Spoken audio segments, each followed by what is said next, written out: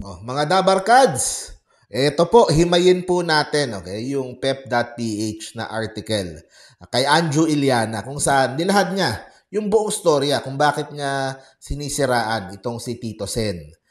Nakwento din doon na ngayon po ay he is calling for a ceasefire at hindi na daw niya babanggitin si Tito Sen sa kanyang mga vlogs. So, pagkatapos niyang makausap si Bossing Vic at si Maru Soto na galit daw. Okay? So basahin po natin yung article tapos mag-react tayo doon sa iba't ibang parts. Lahad ni Anjo, nung November 3, paggising ko, yung mga basher ng Eat Bulaga, binabash ako.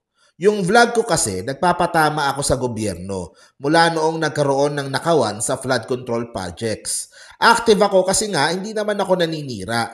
Nagbibigay lang ako ng opinion tsaka advice. O para sa akin, ayusin natin yung gobyerno sa pamamalakad ninyo. Syempre, si Tito Sen, kaalyado ng present government, so yung trolls ng Eat Bulaga, inaaway ako. Yun, i-correct natin si Anjo dito. Wala pong mga vloggers o mga trolls si Tito Sen na binabayaran niya o naka-retainers o naka-payroll. Wala pong ganon. Yung mga umaatake sa inyo, malamang mga pro-admin na vloggers yon. Ganun po kasi talaga yon. Pipili ka eh. Kung sa DDS ka, aatakihin ka ng pro-admin. Kung sa pro-admin naman kayo kumampi, aatakihin naman kayo ng DDS. Ganun po ang realidad dyan. Wala pong kinalaman yung si Tito Sen, yung kanyang pagtakbo na kasama sa alyansa nung nakaraang eleksyon sa kahit na anong nangyayari na pambabash sa inyo ngayon. Okay? Dahil sa pag ano nyo sa gobyerno, pag tuligsa nyo sa gobyerno, which karapatan nyo naman gawin yon. Okay? So ituloy natin. 2 weeks ago kasi, yung followers ko, tinatanong ako kung pwede kong tanungin si Tito Sen tungkol sa ipinangako niya na sahod niya na ibibigay sa mga estudyante. So nanawagan ako, kumbaga yung trolls at followers ni Tito Sen medyo nagalit na sa akin. O pagdidiin ni Anjo, hindi ako naninira, hindi ako nagmumura. Ang sa akin lang naman kung ano ang pwede kong ipakiusap. Nagbunga naman dahil after 2 weeks, inalabas ni Tito Sen yung resibo na ibinigay niya yung sahod niya. O base sa mga sumusunod na payag ni Anjo, nabuisit siya sa trolls ni Tito Soto. Kaya nagpakawala siya ng mga pasabog ukol sa TV host politician. O, yun. So yun pala yung ano nun kasi hindi ko nga na-monitor yun eh. O, pero anyway, sa akin wala namang masama, 'di ba? Kung if you are nagpa-follow up ka doon sa pangako ng politiko. O sabi niya, anyway, kahapon binabanatan ako, alam control si Tito Sen, yung bashers ng Eat Bulaga, ang aga-aga, wala pa akong tulog, nabuisit ako. Binlaugh ko si Tito Sen. Sabi ko, Tito Sen, ayusin mo naman yung trolls mo. Kapag hindi tumigil yan, inaano ko yung mga chicks mo. Okay, so yun yung sinabi ni Anjo. Okay? Yung pagkakalam ko, wala namang ganyan si Tito Sen, di ba? Okay, mas close sila, ewan ko sa kanila, di ba? Pero yun na nga, talagang nakakaano naman, na maraming nagalit din kasi kumbaga pinagkatiwalaan nila eh. Itong si Anjo, isang mabuting kaibigan, isang nakasama nila 2 dekada sa Eat Bulaga, di ba? Tapos, biglang ganyan yung sasabihin dahil lamang sa politika. Okay? Yun naman pala eh, paggising niya, masama yung gising niya. Kasi binabash ng mga trolls ng mga vloggers. Nang babluff lang naman ako. Hindi ko naman akalain na buong Pilipinas, buong mundo, magkakagulo. O yun, tatawang sabi ni Anjo. Ngunit tila hindi na mangyayari ang pagbubulgar. Okay? Nag-usap na sila ng nakababatang kapatid ni Tito na sina Vic at Maru kahapon. Ayon kay Anjo, naging mainit ang pagpapalitan nila ng mensahe ng mga kapatid. Pero sa huli, napagkasundoan daw na magkaroon ng ceasefire. Kwento ni Anjo, nagkausap kami kahapon ni na Bossing Vic at Maru, mga kapatid ni Tito Sen. Nagalit sila. Malamang. Nag-message sila sa akin, medyo galit sila. Naintindihan ko naman dahil syempre kapatid sila. Sabi ko, binabanatan ninyo ako nananahimik ako dito sa vlog ko. Hindi naman ako naninira, bakit ako ang binabanatan ninyo? Kapag bumanat ang bashers, below the belt. Ulitin ko, hindi si Tito Sen yun. Kumbaga, with all honesty, hindi si Tito Sen yung nagpapasugod sa'yo. Kung inaatake ka man ng mga vloggers, 'Di ba? Inexplain ko sa nakaraang video ko. Kasi pag nilagay mo yung Anjo Iliana, kapag ginamit mo doon sa video, okay, pag ginamit mo doon sa video yung Anjo Iliana, ang daming views. Ewan ko, gustong-gusto ka ng mga viewers namin. Kaya gagawa ng video tungkol kay Anjo. Okay? So, ganun yung nangyari. Kung below the belt yung iba, kumbaga, meron talagang ganun sa DDS may ganun, sa admin, sa Pinks. Ayoko din ng mga below the belt. Kung mapansin nyo sa mga vlogs natin, di ba? We don't encourage that type of attitude. Okay? So, ayaw natin yung below the belt. Nung una, mainit ang ulo namin dahil syempre, wag nyo akong gaganyanin. Hanggang sa after ilang exchanges, sabi ko, ano ba ang gusto nyo? Gusto ba ninyo na manahimik na lang ako? Nagkasundo kami kasi ang lumalabas, nagkaroon kami ng misunderstanding at miscommunication. Sabi nila, wala naman daw troll si Tito Sen. Sabi ko, sige na, para matapos na ito. Hindi na ako nag-vlog. Yung mga lumalabas ngayon, yun ang mga bago pa kami nag-usap ni na Bossing Vic at Maru. O anyway, nagkasundo na kami pero hindi kami nag-sorry sa isa't isa. So yun, hindi siya sorry dun sa mga sinabi niya. Hindi siya sorry, natin rider niya yung kanyang kaibigan na si Tito Sen. Ulitin ko, Anjo, walang pinapaatake si Tito Sen sa'yo. Ako na magsasabi nga. Diba? Hindi talaga. Hindi talaga. Napakarami dahil sa away politika, maraming mga humihirit kay Tito Sen pagdating sa kanyang style sa bilang Senate President, lalo na doon sa mga kampo ninyo. Diba? So sanay na siya doon, hindi niya kailangang ipa-atake o wala talaga. Okay? Ang napagkasunduan namin, sabi ni Anjo, ay ceasefire.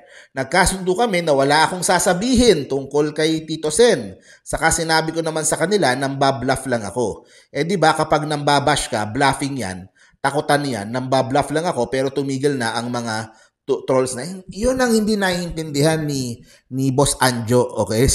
Sa mundo ng political vlogging. Walang bluff dito. Kapag sinabi mong ilalabas mo, hihintayin ka naming ilabas mo. Di ba? Hindi nadadaan to sa, kung may blackmail, dinadaan yan sa, hindi sa video. Ang blackmail sa likod. Di ba? Sa text, sa tawagan. Pero pag na-post mo na, aabangan ng tao. Aabangan ng tao yung sinasabi mo at paniniwalaan ng ibang tao. May mga, kumbaga nasa awareness na ng mga tao eh. Hindi uso dito yung bluff, di ba?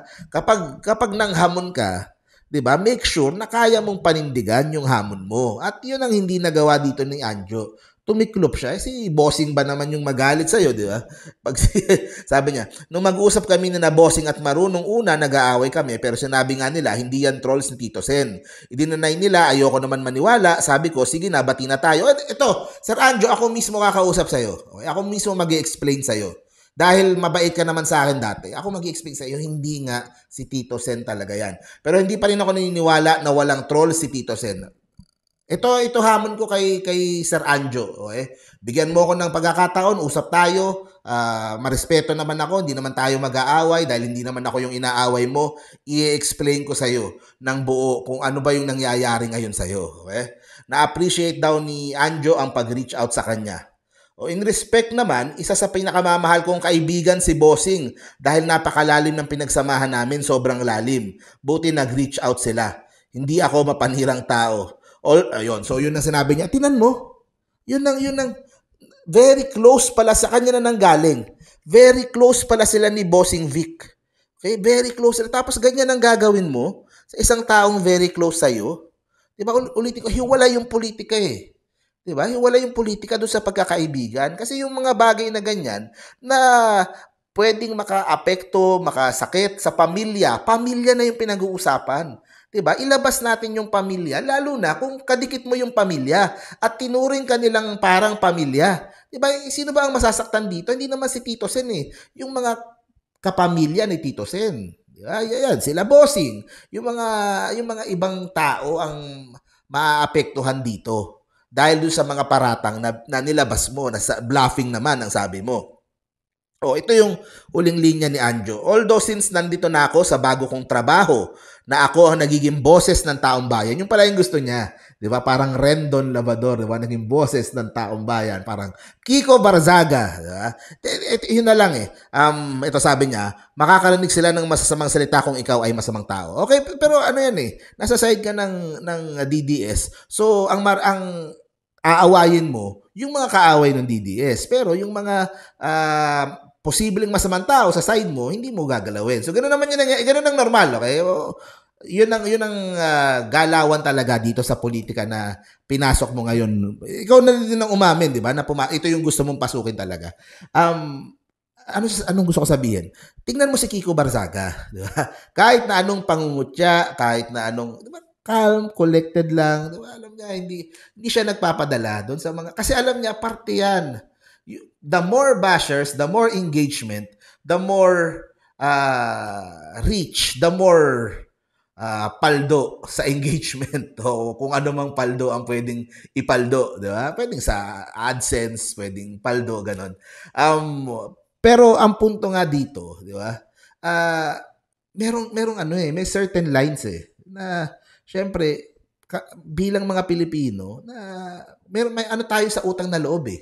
Kapag tinrato mong pamilya, tapos yun ang tatraidor sa'yo, di ba? Kaya nahihirapan kang kampihan ng ilang mga Pilipino. 'Di ba? Kaya yun ang dapat matutunan mo dahil bago ka nga dito sa mundo ng political vlogging. Pansinin mo na si Kiko Barzaga, 'di ba? Wala siyang pakialam sa mga bashers niya, basta tira lang siya ng tira. Ganun talaga eh. Ganun talaga eh. At yun nga, as much as possible, 'di ba? Like I always say, hiwalay natin yung bardagulan sa politika doon sa pang-personal natin. 'Di ba? Kasi nasisira yung mga matatagal na friendships na binuo mo ng ilang dekada eh. 'Di ba? Lalo na for example sa case ninyo ng mga Soto at sayo at mga Itbulaga, 'di ba? Tumatanda na po kayo, 'di ba? Ako din naman tumatanda. Pero kumaga sabay kayong tumatanda. Ngayon pa ba kayo mag-aaway-away, magkakasama ng loob dahil lamang sa politika? 'Di ba? Sila ang nagiging number one target nyo. Ang parang sinabi ko nung huling vlog, kung gusto mong magpaka-DDS o gusto mong magpaka-anti-Duterte o kung ano man ang gusto mo, marami kang target. Diba? Isa-isahin mo yan, ang dami. pwede mo isa-isahin yan, di ba? Nandyan sila, for example, di ba? Kunyari kung ang target mo, sila Romualdez, o yan, sila Zaldico, o yung mga admin, nakakampi ni, yung makakamping, banatan mo lahat, tirahin mo lahat yan. Pero uunahin mo si Tito Soto, di ba? Na ang tagal mong nakasama. Huwag ganun, Boss Anjo. Kasi yung mga Pilipino, syempre nakikita na wala namang utang na loob to. Parang ang tagal siyang pinakasamahan. Parang pamilya naman yung trato sa kanya. Ikaw na din na nagsabi, close na close kayo ni Bossing. Tapos ganyan yung isusukli mo. Dahil lang sa politika. Ulitin ko, walang troll si Tito Sen. Kung gusto mo, pwede tayo mag-meet. Ako mismo mag-i-explain sa'yo kung ano yung nangyayari sa'yo. Okay? Ipagpatuloy mo lang kung anong gusto mong gawin. Pero yun nga, like I said, may consequences. At yun na nga, nagalit sila, Bossing. Yun yung consequences na sinasabi ko. Isa sa mga consequences na pwedeng mangyari. So anyway, thank you very much po. See you po sa next video. Stay safe parati mga Dabarkads. Yun, buhay ulit yung channel. Huwag ka muna mag-ceasefire. Buhay na buhay yung mga channel namin eh. Charot, Boss Anjo. So thank you very much po. See you po sa next video. Bye-bye.